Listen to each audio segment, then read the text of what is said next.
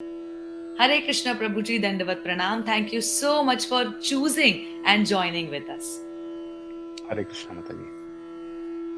Prabhuji, बहुत बहुत धन्यवाद मुझे भी आमंत्रित करने के लिए। प्रभुजी शादी, जैसे मैंने वो कहावत अपने ये शो के बिगिनिंग में कहा कि शादी का लड्डू जो खाए वो पछताए, जो ना खाए वो ललचाए। इस कहावत को सुन के आप क्या समझते हैं? पहले तो मैं दर्शकों से कहना चाहूंगा कि कई दर्शकों के मन में प्रश्न होगा कि एक ब्रह्मचारी जिसने स्वयं शादी नहीं की है तो आपको क्या अधिकार है इस विषय के ऊपर बोलने का। तो मैं यही कहूंगा कि हर व्यक्ति के लिए ऐसी आवश्यकता नहीं है कि वो हर किसी कार्य को करके देखे। कई बार हम दूर से भी जब ऊपर से किसी चीज को देखते हैं, जैसे जो कमेंटेटर होता है क्रिकेट के मैदान में, वो ज्यादा अच्छे से समझ सकता है कि मैदान में किसने क्या गलती की है या कौन व्यक्ति कैसे अच्छे कर सकता था।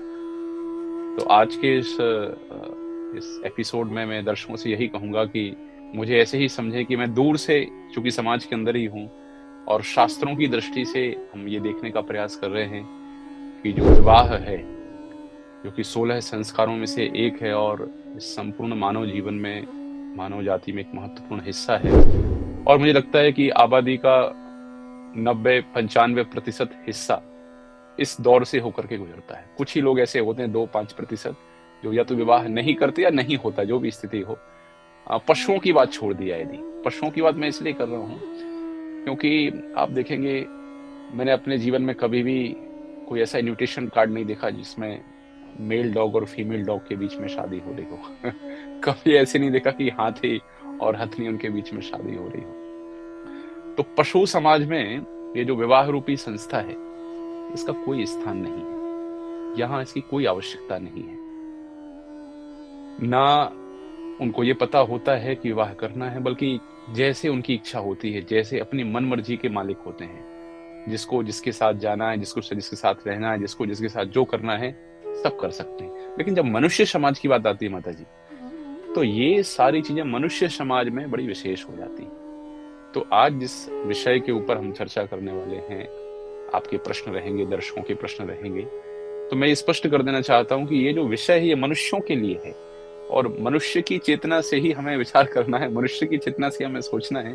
ये मनुष्यों के लिए नियम बनाए गए हैं, पशुओं के लिए नियम नहीं है। तो आपने जैसे बताया कि शादी का लड्डू जो खाए वो भी पछताए और जो ना खाए वो भी पछताए। इसका सामान्य अर्थ ये है कि ये जो शादी है इसके दोनों ही पहलू हैं।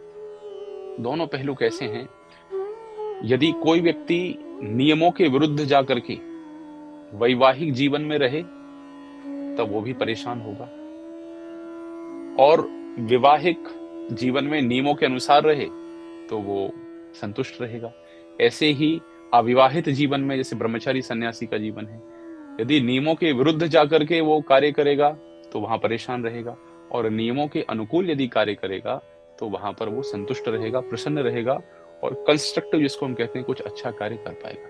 तो लड्डू खाने का और लड्डू ना खाने का बेसिकली अर्थ यहाँ पर ये है कि चाहे गृहस्थ जीवन हो चाहे विरक्त जीवन हो, मुख्य रूप से दो ही स्थितियां होती हैं। इन दोनों में जो नियमों के अनुसार चलेगा, आनंदित रहेगा, तो वो आनंद वाला विषय, लड्डू खा के मजा वाला विषय है।